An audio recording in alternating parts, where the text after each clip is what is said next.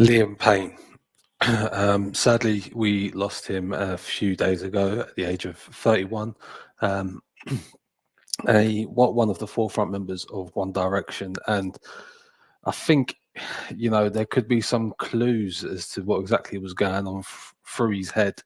And I'm going to take a look at the Diary of a CEO interview that he'd done with Stephen Bartlett 3 years ago, and now these I think right here, what we're about to see could be a bit disturbing, and actually in terms of putting into perspective what was going through his head and how we could have prevented this. And he talks about some sensitive subjects, mainly around his mental health, the industry, and some very low times. But I'm going to play these clips right here for you, and we're going to dissect this interview as and when. So without further ado, this isn't to criticize what happened, but this is to hopefully shed some light on mental health and how we can spot these things and be a support there for the people around. So without further ado, rest in peace to Liam, and we'll get started.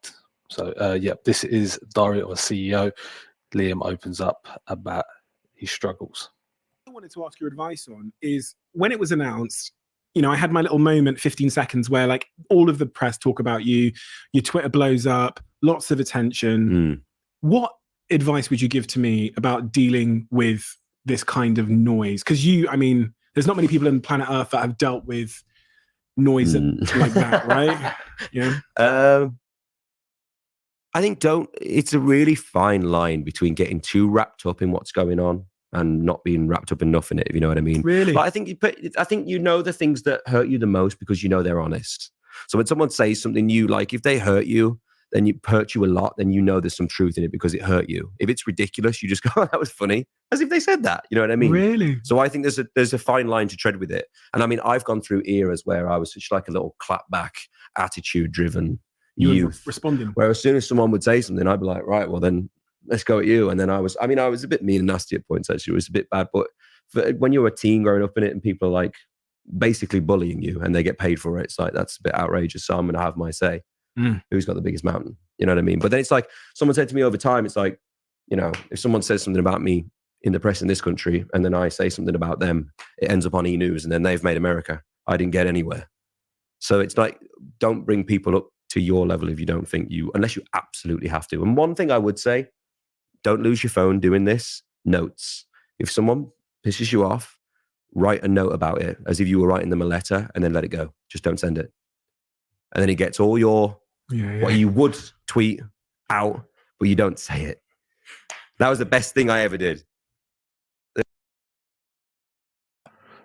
So right there, Liam's talking about the public backlashes, dealing with being famous, in terms of he's had to hold back because if he was to write something or if someone was to write something about him, it would be very, very public. Whereas the other way around, it's just going to hit him in a negative light. So this specifically within the interview is about dealing with being famous.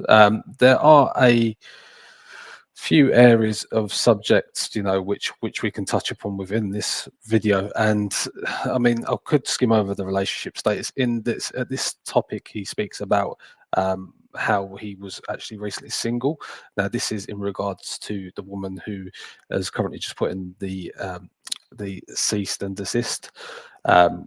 She did put in the cease and desist to Liam with the allegations that he was trying to contact her in numerous different ways and forms. And we can touch upon that, and he will speak about his personal opinion on how he is within his relationships in general, and he critiques himself, which we'll soon see a lot within this interview. Keep on hurting people. That annoys me. I've just not been very good at relationships. And I know what my pattern of things is with relationships, I feel at this point. I'm just not very good at them. So I just need to work on myself first tell me what that means, before I put myself onto somebody else. And I feel that's what, that's where I got to in my last relationship. I just wasn't given a very good version of me anymore that I didn't appreciate and I didn't like being. And I can honestly say that I feel better out of it. I didn't feel good for doing what what I did, but it had to happen.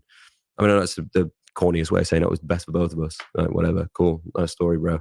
But it just feels like that. Very self-aware for you to know that you were. Oh yeah, no, I know it was a problem. So I need to sort myself out, and I already feel good. So it's got me more concentrated, and I hope she's happy. What is it you've discovered about yourself in relationships that you're trying to work on? Do you know what? I mean, one of our old managers went to therapy from being a manager of One Direction. So if you can imagine how that feels, like the rest of us definitely need some. And for me, most part, I was really regressing from therapy because everyone was pushing me into it, which is the worst thing you can do.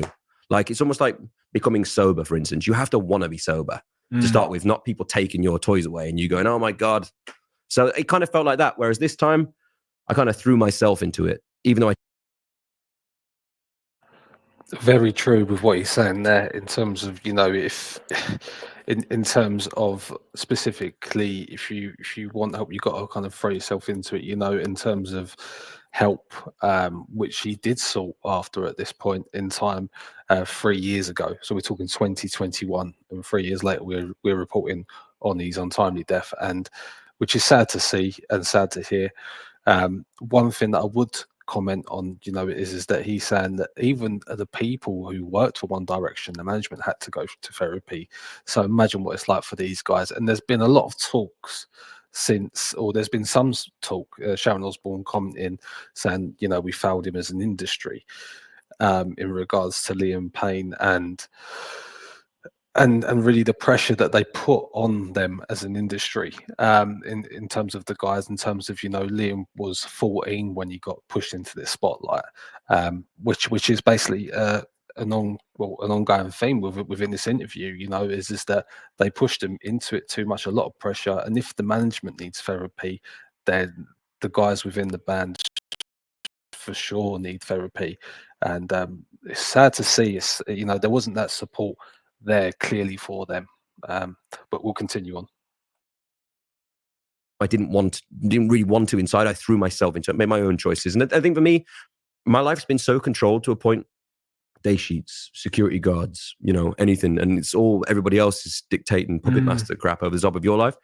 Then you just get to a point where it's like you have to take some control back yourself. And until I started to do that with my life, then I was living for everybody else. And I'm a complete people pleaser anyway. So it was like nothing in my life was about serving myself, which then that just led me in a bad place. And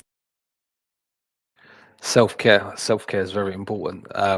Personally speaking, I mean, the reason why I'm doing this topic, this isn't usually a topic that I would cover on my channel, but me personally, I've had some mental health struggles over the years, and so it's kind of something that's close to my heart. And it's about, self-care, self-love, and putting yourself first. I myself, similar to what Liam's saying, is someone who, would put other people's feelings before my own, and not even just feelings, but just in general. That's just who I'm, a very giving person, put other people before myself. And you need to take that time to self-care and self-love, and to also work on yourself, and to, seek out this help and therapy, and get that time, because if you don't, then you're just suffering. You're suffering, and your mental health will deteriorate to an even lower depth. A very key point within this interview for sure is him talking about this topic in general,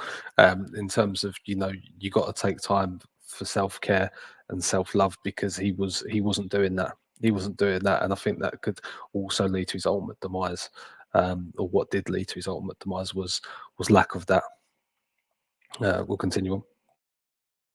Finding enjoyment from other stuff that I don't need. Because I've always considered therapy for a bunch of reasons.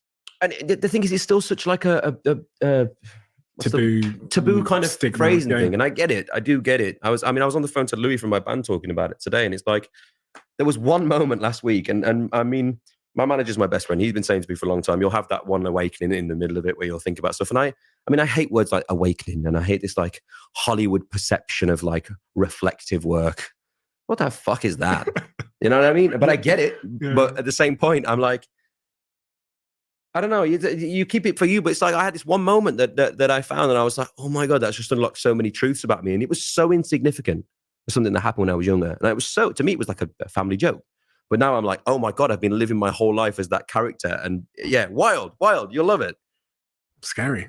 Really scary. Because you don't know what you're going to find. It's like opening a box. No, that's it. It's wild. But I'm so glad that I, one, went through what I went through this year. And two, that I think this year's forced something out of all of us. And for me, it forced me to really look at my life and go, what the F are you doing? Like, grow up.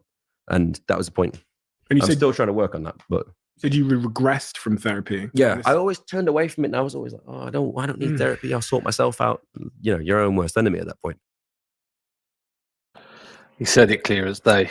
If you regress from therapy and you regress from it and you don't want nothing to do with it and you're stubborn, and I could fully admit to this. I've even been like this in the past. I can sort myself out. It's fine. Pure determination, because you're willing to do it. You're like, what, I can get through this. I'm willing to do it. But as he said, you're your own worst enemy at that point. And because the reason being is because the help is there to obviously seek after and to obtain. But it's about whether you go to that length, because are you just prolonging that? And that's the problem with mental health, is that your willing and determination is quite high. It could be quite high. But I mean, when you're struggling with mental health, it's a lot bigger challenge, and you may need to seek professional help to get to the bottom of the root cause, which will then help you in the long run. So yeah, it's just my personal thought there. We'll continue on. I'm really keen to understand what makes you a difficult, specifically what makes you a difficult person to date. I asked this question because I'm difficult to date. God. Yeah. Do you want me to pull a few people in here? And we've got some special guests coming on down, his best friend. Yeah. Oh my God. Every ex-girlfriend. We've got them behind the curtain. Now that would be a weird room. Can you imagine? That drops down and they're all there. Oh my God. Hi, I dated him for 3 weeks. Room. I'd be out. What would be the consistent theme as to why you're difficult to date? I think my problem, I struggle to be on my own sometimes. Really? Yeah, I struggle to be on my own, and I think I dive in and out of relationships too quickly, and I've not had to spend enough time on my own to really learn about myself, if that makes sense. I honestly just need a minute. I need to check myself. But I'm really keen. So you needed to spend some time on your own to kind of understand yourself, because in a relationship context, you find that you're in and you're out a little bit too much. Is that what you're saying? Yeah, and I don't know. I think the biggest problem we have, I'm proper perfectionist. Terrible. So when it comes down to relationships, I'm always trying to, at the start of the relationship, as we all do, you put out this complete false character. Yes. Like, I might as well go in costume at this point. I'm like putting out something that is not there. The person is absent from the room. It's like they tag teamed on the way in. Oh, it's you for this bit. Yeah, I'll join in later on. And I just need to stop doing that. And then kind of like, one, encompassing someone else's life with your crap, rather than like just doing your thing and laying out your store from the day one. That's another key point. And I think I'm going to be touching on the main key points within the interview itself, which I've been able to pick out. My biggest problem. And for me, the key point here is that, I mean, as he said, he's jumping from relationship to relationship. I can honestly, agree to that, and personally, but you've also seen that he continued that even after this interview. Didn't take the time out to reevaluate himself and to obviously check on himself and understand what makes him personally happy. And a lot of it, he was saying, is that he's a people pleaser once again, in terms of trying to basically, if there's an interest that his partner has, he's obviously going to be fake in essence, and go, oh, I love that, even though he might not, because he just wants that affection, and it doesn't allow him to be himself.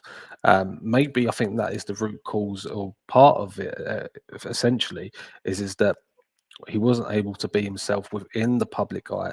What we'll see throughout later on this interview is that the perception that the public must have of him, and that he wasn't able to be himself. And when you're thrown into the spotlight at a very young age, it is something to be mindful of, not for him, but I mean, specifically because he's too young. But I mean, be mindful of the people that we see go through this on a yearly basis who have entered into the spotlight, and they have to adapt to that, and they cannot be their self because of because of their public persona. And it's sad to see, it's sad to hear that he has to adapt himself to whoever he was seeing at the time, not only just to the public but also in his personal life as well. And he's putting on this persona, as he would say, which is sad to hear. What I'm going to do is I'm going to skip along, and he's got the being the perfectionist part. Alcoholism. Now, this is a very, very key topic within what's come out within the recent days in terms of the reports of the alcohol and drugs. And I think that's more personally, before we get into, I think that's more of a self-harming. If I'm completely honest, I've self-harmed, not physically, but in other ways, and not specifically alcohol related. But it is more of a cry for help when it comes to that, and a very lone and dark place I'm pretty sure he was in, as I've personally found myself in personal experiences. So I'll let him talk about that, and then we'll touch on it at the end. And are you still drinking? Or have you? No, not still. No. I've been sober just over a month now, I think it is. Hey, my business partner, he when we started the business, became an alcoholic about 3-4 years in because it was just too tough. And then he had like severe suicidal ideation. He actually didn't tell me at the time. And this is why when I was reading about your story, I could relate to so much of it, because I didn't say what I was going through to him. He didn't say it to me. And then it was like after we'd sold the business that he was like, I used to stand on the train platforms and think about jumping in front of the train. And I was like, and he never told me. But there was, and I didn't know what alcoholism or really mental health was at the time. But I'd go downstairs 3 a.m. in the morning, and I'd open up the laundry room, and he's in there with a bottle of wine at 3 a.m. The lights are off, and he's just drinking it, sat on the clothes. I'm like, get off my fucking clothes. I'm joking. And I was like, what the hell's going on? But, and I read similar sort of story or narratives in your story where, you were having moments of that kind of like ideation. You were having moments of suicidal ideation. And yeah, I mean, there's some stuff that I've definitely like never spoken about to do with it. That was really, really, really severe. And it was a problem. And it was only until I saw myself after that I was like, right, I need to fix myself. There was like a few pictures of me on a boat, and I'm all like bloated out, and I call it pills and booze face. And I was like this, like my face was just like 10 times more than it is now. And I just didn't like myself very much. Then I made a change. And the same thing happened this year with that sort of thing as well. But the problem we had in the band, and I don't blame anybody for this. I don't want to seem like I'm whining or moaning, oh my God, look at my life, whatever. But it feels to me like when we were in the band, the best way to secure us, because of how big it got, was just lock us in our rooms. And of course, what's in the room? Minibar. So at a certain point, I thought, well, I'm going to have a party for one. And that just seemed to carry on throughout many years of my life. And then you look back, how long you've been drinking and stuff, where you're like, Jesus Christ, that's a long time. Even for someone who's, as young as I was. It was wild. But it was like the only way you could get frustration out in the day, or being trapped. And I spoke to somebody about this, and in child development, as a teen, the one thing you need is freedom to make choices and freedom to do stuff. And it was the one thing that, although we could do anything we wanted, it seemed from the outside that we were always locked in a room at night. And then it would be car, hotel room, stage, sing, locked. I think it's a very, very deep subject now, it's very deep in general, but just looking at the, what's happened within the past week and the outcomes that we've seen, and just listening back to that, and Stephen Bartlett obviously commenting about his personal business partner and how he dealt with this, alcoholism and the suicidal thoughts, and Liam just reiterating that at this point in time, that's just very, very dark to hear because of what happened. And you can kind of you can definitely understand why. As I said, locked in a room, they go out on stage, then he's just locked in a room. That is the worst enemy, is confinement. If you're being locked in your room, it's like a jail sentence. It's like it's like as if you've gone to prison and you're just in these four walls and you can't move out, and it's very, very dark for sure.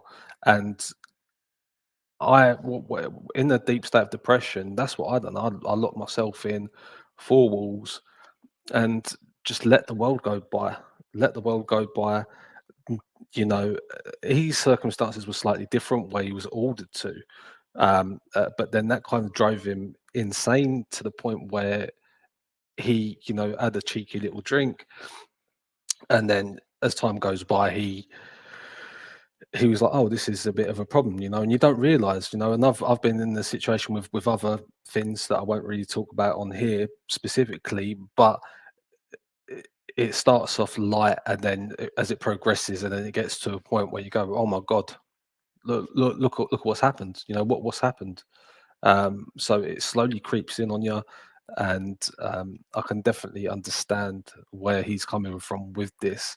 But the key thing for me within this discussion right now is the suicidal thoughts. And I think it's just very sad to hear um, that he came to his demise. And I think when we unravel this interview a bit more, you can really sympathize and understand where he was coming from. And I just feel sorry for him. I feel sorry for his family and loved ones. But we'll take a bit more of a dive into that for sure, in terms of understanding, which I think is a key thing, is understanding so that we can not make the same mistakes to others within the music industry going forward. But I'll move forward for sure. The next topic is One Direction and the costs. Now, this is in relation to the costs that he sacrificed, and I'll let that play out. Because you're right, the public will think the absolute opposite. We think, One Direction, those guys have got total freedom, all the money and what they can do anything. Everyone's, in their 9-to-5 jobs just thinking, I'd love to have that level of freedom that Liam Payne has to do anything. But you can't do anything, right? It's the opposite. No, I mean, because we were young. I mean, I actually wanted to speak to you about this as well. So obviously you've reached stratospheric heights at a young age. It's like, what I found was I didn't know I was the boss until like a few months ago. I still don't even feel like I am now. Like, I'm such a child. And everyone I work with is like Double your age, older than me and wiser than me. And I'm like, what the hell am I doing here with these people? So it's like, when we were 17, I thought the security guard was like in charge of me. Like, I was like, oh, can we leave the room? No. Oh, okay, then not to worry. I'll just stay here. That's what it was like. So I didn't know what the hell I was doing. You know what I mean? It's like, and there's no guidebook. They don't give you a little DVD on the way and saying, here, you're a pop star. Like, this is what you got to do. So I'm like in the room, like, what, are we allowed to leave? And then eventually that becomes like an angry person. And I was, because there was points where it was toxic and it was difficult. Don't get me wrong. We had the best time ever. We did. But there was moments where through, I mean, there's a big movement on it at the moment, and people overworking and like, you don't realize you have a choice at that point. But in those shows, sometimes they don't give you the choice because you want the dream. But you have to realize there is a sacrifice for that, rather than it just, and like I say, I never want to come on these things and whine about stuff. Like, I made my own choices in life, being an alcoholic, doing whatever else. That was my choice. He says, those were his choices, and specifically the alcoholism. But that obviously, and he's saying in terms of One Direction and the cost of fame, but that shouldn't be all down to him. It shouldn't be. I think there should be some accountability, and I think he's too modest, or shall I say, he's just too taking the blame when he shouldn't. He should be pointing the finger. There's no shame in pointing the finger and saying, you know what, there should have been more care. There should have been more care within the industry and what he was going through, and not just him, but the rest of the bandmates. And specifically at that young age as well. And he's kind of grown up within this for sure. And I can imagine it being quite a lonely place, and the costs that were associated with him being in the band. And yeah, he wanted the fame, but at the same time, as he said, it does come at the cost, and those are his choices. But then when you break that down, it seems as if it was they were forced to do certain things. You know, they were told to be in their rooms. They were told that they couldn't leave and stuff like that. And that is not his fault. That is the industry. These people should be able to live with freedom, and we should, as the public, respect their privacy. It shouldn't be to the fact of, you know, fair enough, you might be fans of the band, but we need to understand that when you're in outside hotel rooms, it comes to the detriment potentially of that person's health, or the band member's health, or the band in general, which, when you think about it, yeah, these people have your best interests at heart. These fans, you know, these are the fans that love and adore you. But we, as a fan, or fans as a whole, are actually damaging these people and leading them down that potential dark path, when, if you really want the best for that person, maybe we just need to ease off as a society and give them their 5 minutes. And this is what we see within the industry as well. As if you see people within the public eye, like a famous person, and you see a lot of them maybe just want their, you know, they're eating a meal and someone comes up to them, you know, can I have a photo? They just want their 5 minutes apiece. And we, as the public, take it as maybe they could be arrogant or ignorant at times, but it's understandable, because it's their only little bit of privacy that they may have, and they deserve that, as a member of the public, for sure. And yeah, I mean, maybe at the age of what he was, maybe he couldn't comprehend. You know, he was only a child. He couldn't really comprehend the costs, and neither should he be able to take on that responsibility of the costs. And there should be at least someone looking over the guys, specifically in this instance where they're not mature enough to understand the consequences within the industry and taking that on. So I think he's too relaxed when he's talking about that, and taking too much of the blame on himself, which is what he does, which is what, as you'd hear previously within this conversation, he does. You know, it's a lot of self-blame, and yeah, self-awareness is good, but not everything was to blame on him, for sure. And that's something that I really hope that, I don't know, but maybe at the time he's learned, prior to what happened, to not blame himself so much, for sure, because it wasn't all him. I'm going to continue on. So, you know, it doesn't have to be whiny, but it's just like, there was a sacrifice, and I know what I did sacrifice to be here. You know, Everything, what I've come to learn, everything in life, all the good shit comes with a cost. oh, And I've learned just from my own experience, like my success is very different from yours. We went very different paths, but came with a clear cost, because you can't go from being a 18-year-old kid that's like nicking Chicago town pizzas to feed himself to building a company worth 300 million within 6-7 years. what a great sentence that was, by Like the way. I was a fucking loner. Like, I was in my room for summers upon summers on my own, for just, you know, because my parents weren't talking to me. They said, don't call us until you get back to university. Years on so I wasn't speaking to my family, no friends, because I couldn't even afford to see them. That was the cost for me. And what that made is someone who, again, isn't very social. On the weekends, I spend 99% of my time alone. I'm the same. And people are like, oh my God, I'd love to be. I'm like, well, and then I have the same thing. Again, you know, he was just confirming there what Stephen was saying there. You know, as Stephen said, I spend most of my time on my own, and Liam said same. It just, you know, the isolation part of it, it's like as if they were puppet masters, you know, or being puppeteered by the industry. It was like, yeah, to the public eye, yeah, this massive amount of freedom, they can do whatever they want, but behind closed doors, it's just a very lonely and dark place. And he just, you know, reiterates and agrees with Stephen. You know, he would sit at home and be very reclusive. It's not the way to be, you know. I don't know whether he was ready, or whether he even wanted the spotlight in the end, but maybe he was forced to. But yeah, we will continue on. I'm going to fast forward this a little bit, and we're going to talk about, where should we go to here? I think this is a very, very monumental part in the interview. 55 minutes in, he actually says that he's lucky to be here, which is very, very dark and starting, for sure.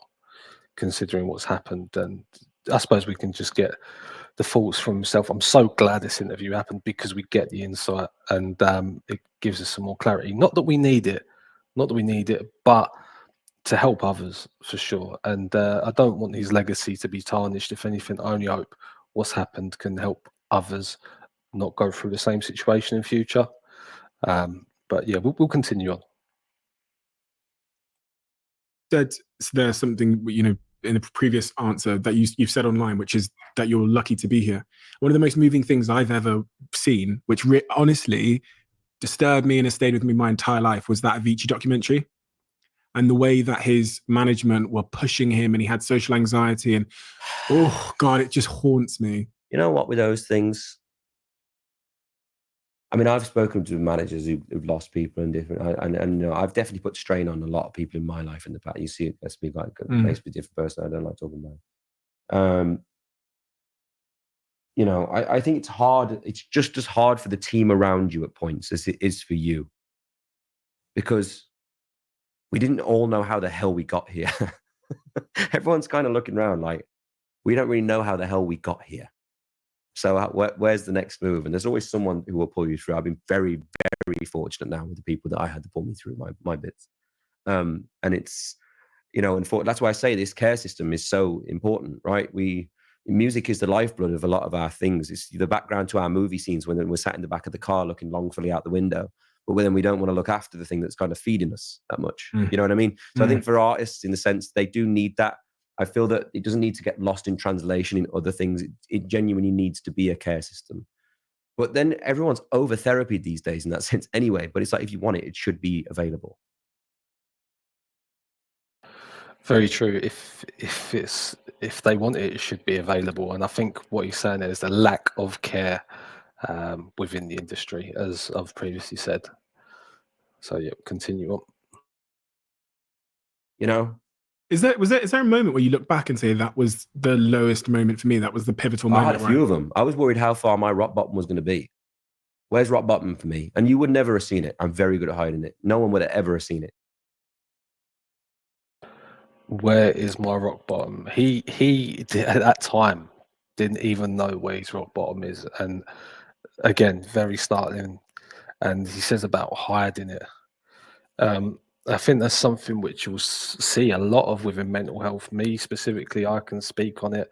It's very easy to hide it, and I personally hide it through humour. And you wouldn't be able to tell, you know, you don't know what's going on in someone's life.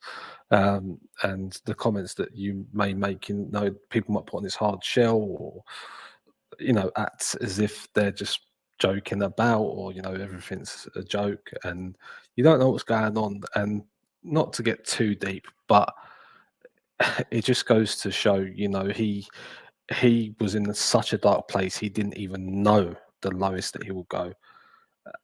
It is just unfathomable. And when you look back at this interview 3 years ago, retrospectively, the signs were there. This interview is so clear as day now. Looking back at it, the flags, and he talks about his support system. He's got a good support system, and a lot of people have helped him up until this point get through some really dark situations, and he don't know where he would be without them. And it's not as if that he didn't have that support system there, which is quite clear. But it just goes to show mental health and the mind is very, very tricky. It's very, very tricky, and can lead you into dark places regardless of who you are, regardless of your status, and regardless of your financial stability. It just can affect anyone. It really can. It really can. I'll continue on. But rock bottom, I mean, I don't even know if I hit it yet. You know what I mean? I feel like it's like one of those little graphs you see when it's like, oh, we hit the you know, like the support, the market support. Yeah, are we there? This is the support level. Oh my God. You know, it's the same thing. So it feels like I can either make that choice now and pick my last moment as my rock at the bottom, or I can make a new one and make a whole new low. That's my choice. You said online that you had previously been masking your emotions and feelings, and this was something that you were trying to get over. Said you tried to learn to deal with your emotions instead of masking them. How important has that been? This is something I really struggle with. I'll tell you why. Because I was CEO of a company. Very clear to, I mean, as Stephen said there, to deal with your emotions. If you can, please try and deal with your emotions, and rather than suppress them, because it only becomes larger. And when it becomes larger, it could reach some devastating lows for sure. And it's about suppressing, that's the key thing within the mental health area, is that the suppression, in the long run, it doesn't help, it doesn't pay, and you can reach some really, really lows, for sure. 27 years, 26, 27 years old, 700 employees, and that's wild. Fucking wild, isn't it? All around the world, these adults that are double my age, and I have to be right. My business partner, he'll tell you, he's been on the podcast. He fell away, right? Alcoholic, put on all this weight, depressive, anxiety, fell away. So I'm carrying him because I need, because we are co-founders, we're seen as a unit. So when he's out in the street, and he won't mind me saying this, because he's been drinking all day with the team, and he's stealing bottles of wine off other people's tables, just total strangers, and he's doing things in public, which he'd get arrested for, with parts of his body that I'm not going to talk about. When he's doing those things, I'm getting a phone call. I'm 26, and I have to not only manage him, my business partner, but then I'm having to manage all the impact that's had on all of our employees. And I felt that I could never talk or be vulnerable. The thing I find so... But that's why I said it's not, people don't realize it's not just, and what happened to Avicii is terrible, by the way. And I haven't seen the documentary. I didn't watch it. I actually knew someone who worked with him. He wrote with me as well. And he said that what he saw was going on was not good. But for the most part, for a lot of these people, there's usually somebody in there that's not very good. But everyone else is trying to help, and you don't see the effect it's having on them as well. You live and die by the sword. I live and die by my sword. That's it. But the person who's behind trying to pick up the shield to help me, they haven't even got the fucking sword. They're just diving into battle for you. And that's the difference. You know what I mean? It's like people miss out on that bit. So it's never... I think what he said there is very deep. He's basically saying that, it's all... A lot of people think about the person that's going through the struggle, but then I think as people that have gone through mental health struggles, like myself personally, you're not just thinking about yourself, and you're very selfless. With someone with mental health, I think it's a very complex theory in terms of talking about the mind and the way it works. But me personally speaking, I was very concerned about the people around me, my support mechanisms, and the weight and the strain that I was putting on them. And if anything, you feel like a bit of a burden. And I think this is what he's alluding to.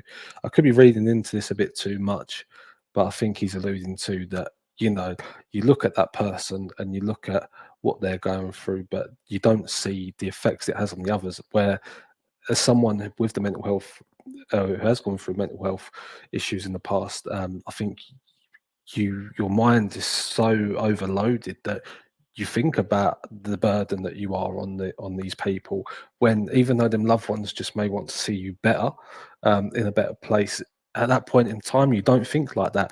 You think to yourself, look at what I'm putting my friends, my family through, but look at what I'm putting, these close people to me through at this period of time. And I can definitely sympathize and see where he's coming from, been there myself. And it is exactly how I personally felt as well. And that's why people get these lows, because you feel like a burden, and you think about the effects that it's having on these people. And it's so selfless, because again, you're not thinking about yourself. And that's why mental health is such a big thing, because what is mental health? We get to these lows because we're not taking care of ourselves. But even when we're at the lowest of the low, we're not, even at that point, thinking of ourselves. We're thinking about others and the perception and the effect that we're having on them. I think a lot of people with anxiety and depression are very selfless people in general. And if anything, some of the most caring individuals to the point where they haven't just taken care of their own health, me included. And I think it just goes to show that he was such a selfless person, thinking of other people's emotions before himself, even in his darkest times, which is something to be commended, but also something which needs to be looked at as well, in general, and to be mindful of, to take care of ourselves. It's easier said than done, for sure. And I, for one, can speak and vouch for that. It's very hard. It is very hard to do, but it's something that needs to be done. It is, we need to be selfish at times in terms of looking after ourselves and thinking purely about our own emotions, because otherwise, if you're a people pleaser, it could lead you into a deep and darker aspect, whereby you're not essentially taking care of yourself and your needs, your essential needs, and what makes you happy, which will then get you into that dark place. But I digress, and we will look more into this. Just on that person, you know what I mean? A lot of my stuff, if I hadn't had the help I had, I don't know where the hell I'd be right now. So that's a credit to you in a sense. It's super tough. I think with the bit that I really respect you for, though, is you're very open about it. You talk about it. You talk about going to therapy. You talk about your lows. You talk about being unsure if you would even be here, and that's going to do a lot of good for a lot of people. I hope so. I mean, the worst bit for me is, I think it's seen so much as a tool these days to hide behind a point. And for me, it's never about that situation. Like, I'm just telling you as what it is. And that's the bit where I think, like I say, I don't want any of this to get lost in translation. I am not 1% moaning about my life. I love my life at the minute. My life's great. It's had its ups, had its downs, but it's, I think I'd rather. I think that's masking again. I'm just pointing it out there as a personal opinion. I think he's masking once again, just because of the public perception. A lot of people, and I can vouch this, a lot of people on the internet, social media, can be very critical. And when you're looking at some people that are in the spotlight, people can be very jealous and will say a lot of bitter things on the internet just to get, just for the sake of it, really, just to get underneath someone's skin. And he's just saying, I'm very thankful for the place that I am and stuff like that. Maybe he was at this point in time. I don't know, but it's okay not to be okay. It's okay not to be okay, and because he's in that public spotlight doesn't mean to say that he should have been forced, or not forced, but that he needed to show face and say it's okay. He could have said the industry's flat out ridiculous. Where were they at? He has every right to critique it. He's in the industry. He was in the industry. But yeah, I mean, maybe the industry isn't always cracked up to be, and that's exactly what he's saying here. So yeah, we'll continue on. But talk about it, and it's therapeutic for me. And this has been a really good chat, by the way. This is a cool chat. I like this chat a lot. There's been some shit ones. I mean, I can imagine. Yeah, because I'm genuinely asking you questions that I give a fuck about. Yeah, no, that's it. That's the point, though. And I'm telling you the thing as if it matters to me, not trying to hide behind some sort of bullshit thing. And like I say, I think there's many people who have this effect on therapy and all those things and sobriety. And I ain't saying everyone at home, by the way, should go sober. I ain't telling them to go vegan. I ain't telling them to do whatever. I'm saying this is what I did, and it worked pretty okay for me so far. So, you made a movie. You wrote a movie, right? I've been working on something for a while. I'm going to skip ahead there. So, what does the next 10 years look like? His relationship with money.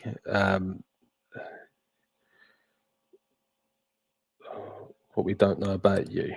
Let's get to that bit. What is it that your manager over there, Stephen, would know about you that you probably most? I know. In terms of like, that ain't a box we want to open on this. In terms of like what someone who knows you very well would say about you that we wouldn't expect just from what we see online.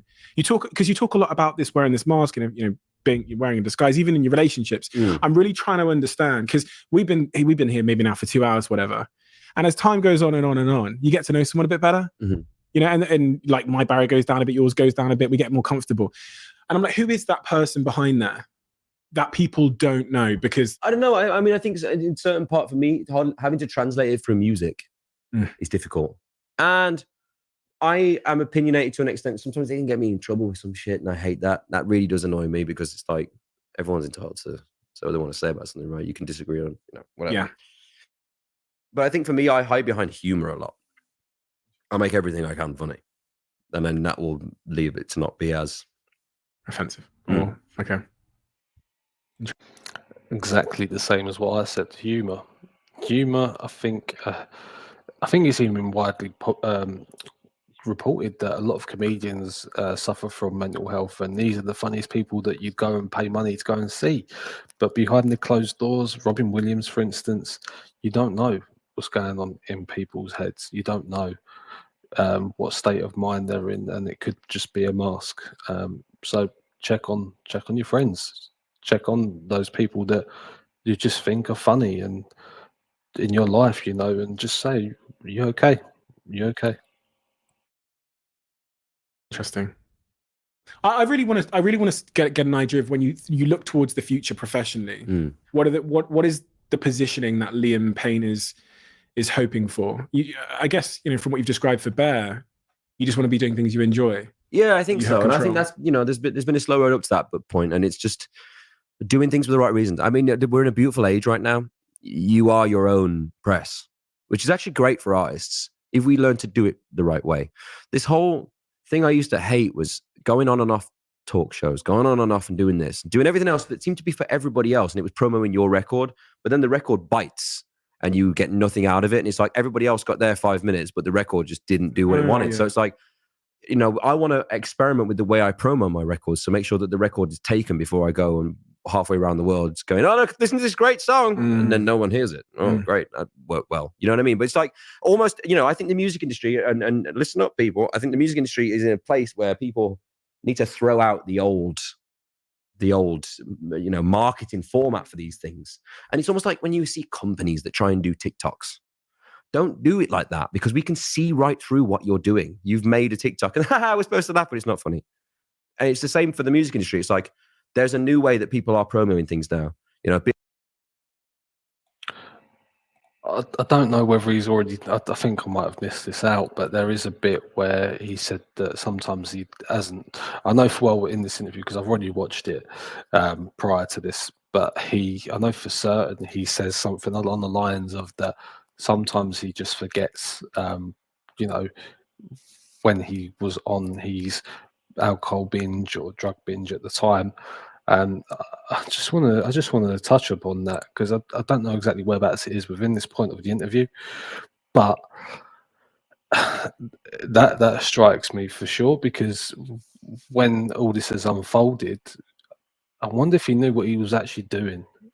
That could be a blessing in disguise, to a certain degree.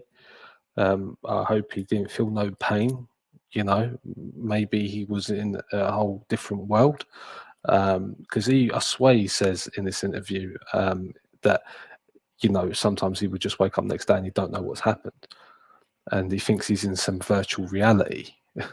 But I only hope that during what we've now come to know, that maybe he was in that space and he went in a weird way peacefully. It's hard to comment on. It's so hard to comment on. Because of the extent of what we know in social media and what's come out as of recent. But I only hope he didn't feel no pain. And it's just tragic. I think the whole thing tragic. 31. Personally, I'm 28. I'm 29 in next weekend. So 2 years, 2-3 years older than me. It's just mad. It is just mad. I feel sorry for his family. I feel sorry for his kid. I feel sorry for Cheryl Cole, whoever was close to him. Not something obviously you want to go through for sure. And he seems like a really nice and genuine guy. I feel like the industry was like a tornado, a hurricane, like Hurricane Milton to the US, and it's just destroyed him. It literally just destroyed him. This whole industry, personally, from what I'm taking across, is that it took away his childhood. And fair enough, he followed his dreams, but to what extent? Maybe at the time he didn't know what the cost was to his life, and his ability to be in public or whatever. And he's missed out on. He did miss out on a lot. And you got to understand, these people have their own families, personal families, and stuff like that. And at what sacrifice? And I feel like at the young age that he was, maybe he wasn't able to comprehend that, and he was just shoved into the industry for sure. That's what I've taken away from this interview. And it's sad. It's sad. I don't know what else to say apart from it's sad. And hopefully we're just more mindful of this, and the industry needs to set more standards. I think what I'm going to fast forward here to is what makes you happy. So this is a part of the interview where Liam speaks about what actually makes him happy, which is something we need to remember. And I think it'd be nice to remember what made him happy. Have you figured, because it's taken me some time to try and understand what it is that actually makes me happy. Yeah. I used to, once upon a time when I was broke. This is the big one. Yeah, I was going to end on this big question, but I used to think it was like, oh, I'll get a Lamborghini and then I'll be happy. And like, that's why my book is called Happy Sexy Millionaire, because I thought that, I wrote in the first page of my diary at 18, I wrote Range Rover, bear in mind, I didn't have a driving lesson and I was stealing Chicago Town pizzas at the time. Range Rover Sport will be my first car. I'll make $1 million before I'm 25. I'll get a really hot girlfriend and I'll work on my body image. What I meant is I'll get a 6-pack. I just didn't want to write that. And I thought that is the goal of life. I get those things. Range Rover was my first car. I made $1 million before I was 25. And I'm like, where is the confetti? And if that's not it, then what the fuck is life about? I mean, what happens when you wake up and every day is a dream? That'll mess you up. I often have looked for the moment in life where I bang my head and I might be in some sort of comatose dream that I've invented for myself. Like that was that. This was the moment I was talking about. That is just, I can't, like, looking back at this interview, bear in mind this was 3 years ago, and what he just said there was, I'm waiting for the moment where I bang my head and realise it's all a dream. He foreshadowed, that is foreshadowing 3 years ago. He foreshadowed that. Like, maybe I'm looking too in depth into this, but that is foreshadowing at so clear as day. Like, it is ridiculous. And hearing that, maybe he was on a high and he thought, oh, maybe this isn't real, and I don't like where I am, and I want to wake up from this dream. That comment right there within the interview just blew my mind when I heard that. And I didn't hear this interview until yesterday, I must admit. I wasn't the massive One Direction fan, but I can appreciate their music for sure. And him as a person, and just, looking at this interview, and from what I've seen on social media, he seems like a lovely guy, you know what I mean? He seems down to earth, and just tragic, really. But that foreshadowing was just, that got me. That got me when I heard that, because, yeah, I think we all know why. But yeah, we'll carry on. That messed up at some point. I was like, I'm sure this is a simulation, guys. Like, I must have made this wall because I can't be here because of where I was yesterday. Yeah. So it was, there's those wild things that if you let them creep in, they will F you up bad. Someone said something to me quite interesting the other day. Our view of what we hunt for as humans has changed. We don't hunt for food anymore. We hunt for success. Mm-hmm. So it's almost like the target went from animals and corn and food to friggin' Lamborghinis and that sort of stuff. But that's what we strive for now. Like, even to the point, like you were saying earlier about you're so glad Huel's here because that supplements your food sometimes. You're that driven by your drive that you forget you're going to eat sometimes. And I was the same at work. Oh my God, I'm terrible. Like, I'm known for skipping lunch breaks and working through the day to get home quicker because I can go without. I'll just muster on through. But think about that. You've gone past your basic survival instinct to. It's wild, right? Optimizing against your health for coins. Yeah, exactly. But I might miss this thing. No, I'm exactly the same. It's something I think that we struggle with in this respect. And it's like priorities. I don't know anything about what makes me happy at this point. I really don't. Really? No, I've found a couple of things that I think I'm interested in. But like the thing is, once you start making money on these scales and things that happen, it only becomes the drive that's interesting to you if it's going to fast forward you somehow. And that's not that toxic thing that funny enough, we've come full circle, but it's the same sort of thing. And I think it's a big problem for me, because if it's not, I'm thinking, why am I? And that's why drawing for me was the biggest one at the time, because I was like, this is what children do. Why should I do this? And then funny that I drew something that was about being a child. Was that it's weird how things go full circle in that respect. But yeah, I often struggle to get on with something if I don't think it's forwarding me in life somehow, rather than just enjoying the moment or going out and watching the sunset. One of my biggest things that made me happy while I was training was 4 a.m. getting up in the dark. And this sounds like I am some sort of psychopath, and I was. But you're like, go into the park, run for a little bit, and then stand on the thing and watch the sunrise. It was the best thing. And you know why? It's fucking free. You can stand and watch the sunrise and go, wow, thanks for another day, sort of thing. I know that sounds really woo-saw and like really far out spiritual, but for me, it wasn't like that. I just enjoyed seeing how beautiful this moment was. And I was the only person in Hyde Park running at 4 a.m. every single day. And it was some of the best time I've had in life. They've done studies kind of linking to Seems as if he was just at peace, you know. As he said, the best thing that makes him happy is the free thing, you know. And what brought him joy was, funny enough, the free thing. And you don't know what exactly made him happy. And I think that's something which we struggle with within mental health in general, is that people, if you're in that situation, you don't know what makes you happy. You feel very lost. He said it right there and then. He at that point, he doesn't even know. When you're going through these situations and you're just, going day by day, it's just like a cycle. It literally is just a cycle. Personal experiences, it literally is just, you can 1 year or 1 day fast forwards to 1 year to 2 years, and before you know it, you're a decade in, 10 years later, and it just all goes so quickly, and you don't know what brings you happiness anymore. You're just rolling with the punches, as I'd say. You're just continuing on.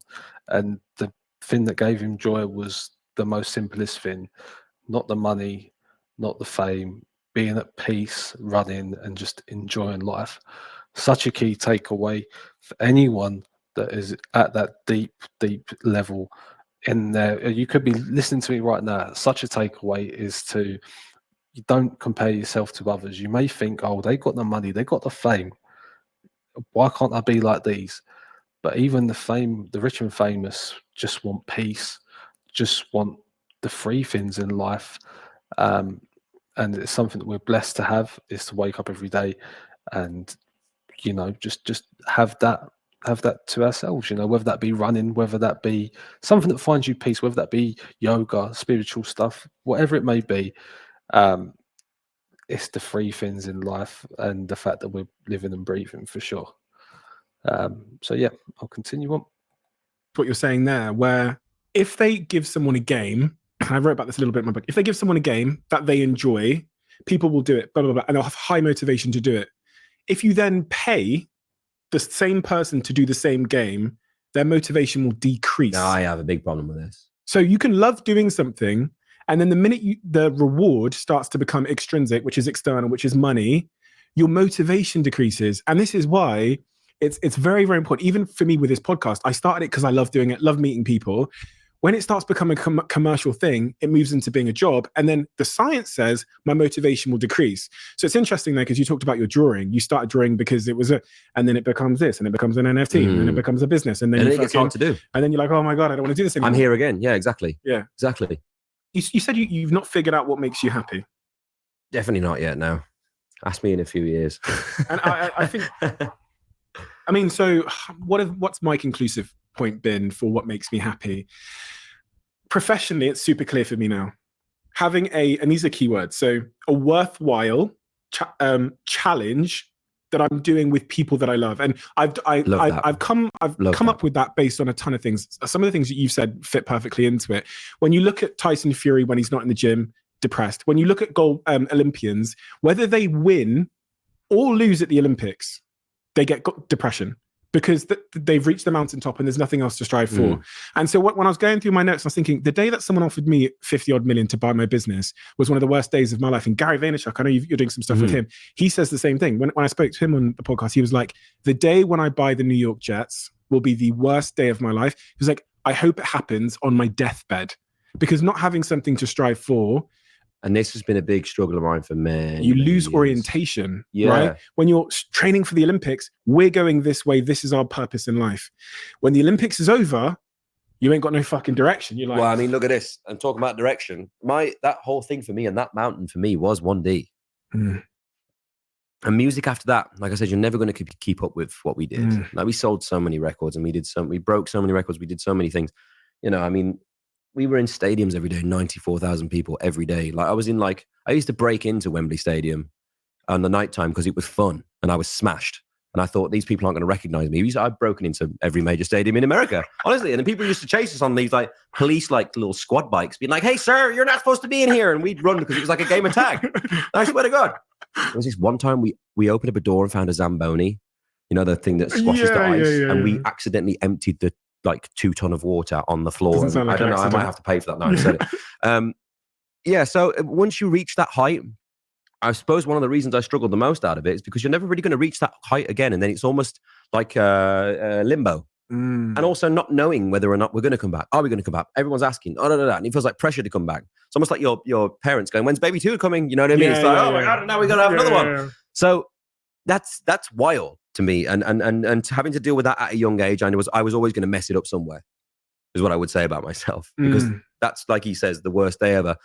You know, the day the band ended, I was like, thank Lord for that. And I know a lot of people are going to be mad at me for saying that, but I needed to stop or it would kill me. And I was like, thank the Lord. And then after that, trying to like funnel your way. He says people are going to hate him for that. I think if you're hating on him for that, I know what's happened has happened, but that's just selfish. It's, you know, there's always going to be people that want you to do whatever they want them to do, or whatever they want you to do. But again, you know, he was driving himself insane. It says it right there and then, you know, and he shouldn't apologize for that. He should have put himself first. And in this interview, I know for well he says about he was thinking about quitting music altogether. The industry failed him immensely when it came to this. 100%. And there needs to be an inquiry or look into for certain about how we deal with the pop stars or celebrities in general. We see this time and time again. The famous case recently was the kids on TV, Nickelodeon stars, and what happens to them after their short stint of being childhood stars. You know, a lot of them go on to have problems, addictions, mental health issues. It's because of the pressure. It's because of them being in the public eye, thrown into that spotlight, and the pressure for them from not only management above that are far older than these people, but their personal persona, like their you know, personal appearances within public, you know, their public persona. Should never apologize for that. And I feel sorry for him that he had to apologize for that. He should never have had to apologize there.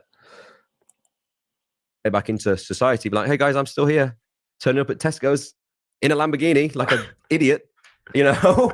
I'm like, what the fuck am I doing? And for a lot of that, I agree with a lot of that statement. It's, you need to have something to strive for, and I feel like I'm finding that a little bit more now, and learning to relax.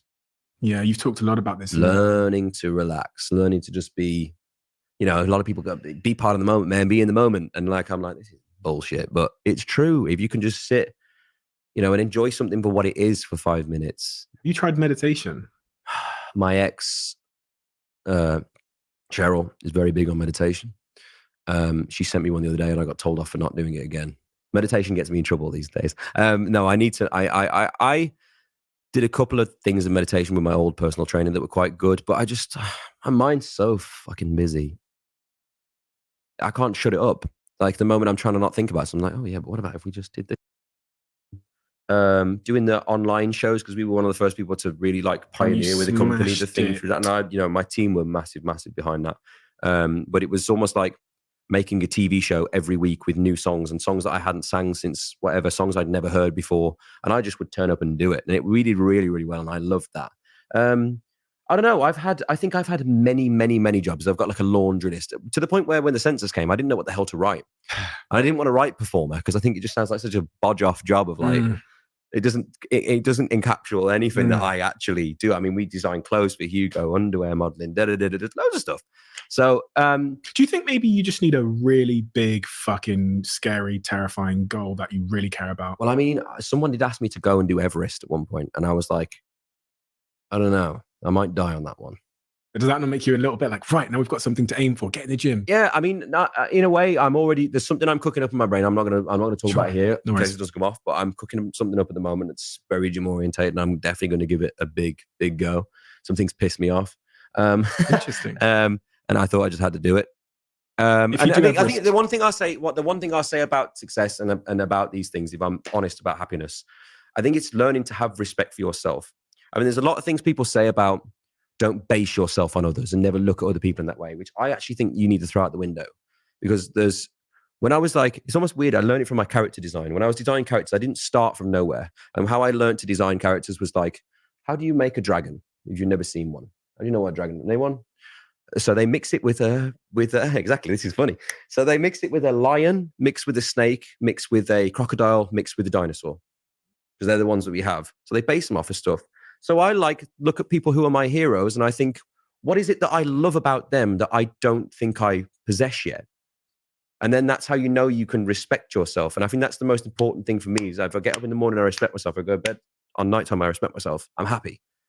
But certain things about my life, and even this moment, I want to change. But it's like Christian Bale, for example. I love his acting go-to. And I mean, some things he's done in his career have been really unhealthy when he did The Machinist and stuff like that. But I like that drive, and I like the fact that he like buries himself into a role and stuff. And I've never learned that quite yet. So that might be one of the things I want to steal. Exactly. It's almost, it's like taking people's stuff, but you're molding it into your own character.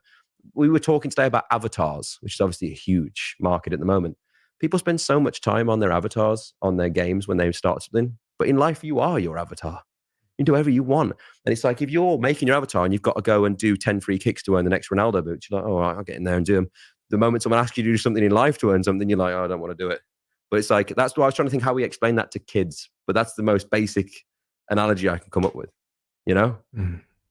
Children's book.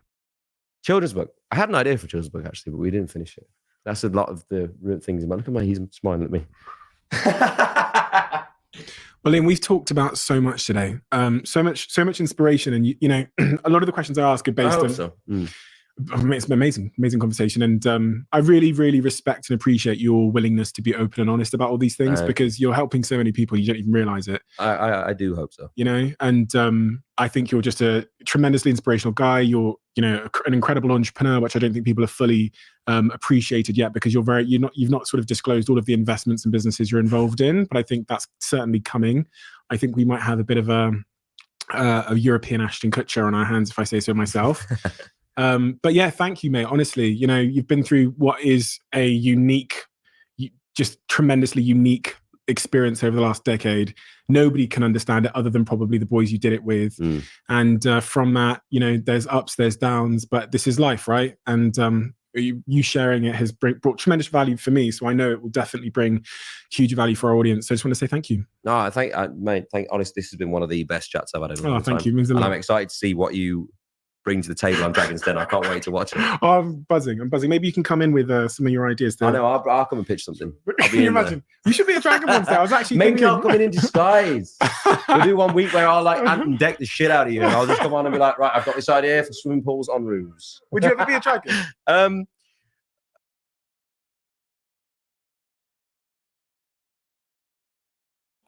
I'm going to stop it there. That was basically coming towards the end of the interview.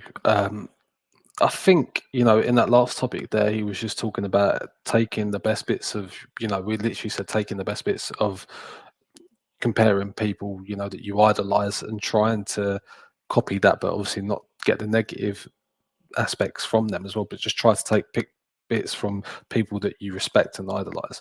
I think that is a good aspect, but then also we've got to remember as well, not everyone's perfect. No one is perfect. Not that not everyone is perfect. Not that not everyone is perfect, but no one is perfect. And maybe his goals were very high, too high, to the point where he doubted himself, and that's where the whole depression stuff sets in. Not only because of the reclusiveness that he had, but also at the same time the ambitions and thinking whether he was good enough or not. I think this interview for certain, I think he even said it's one of the best interviews that he's had, maybe because he could be open and honest. None of that celebrity PR BS, going on talk shows, acting up to the camera. He was just himself here, laid back, and opened up a little bit, I believe. I think it's an incredible insight into the struggles that he did have with the fame and just life in general. And I respect him and commend him, and I feel like his legacy will potentially be this interview, and also through his death, sad to say it, would lead for industry change, industry support, and just have more sympathy. We had this film with Caroline Flack and people from Love Island in general taking their lives, and I think we just need to be mindful of that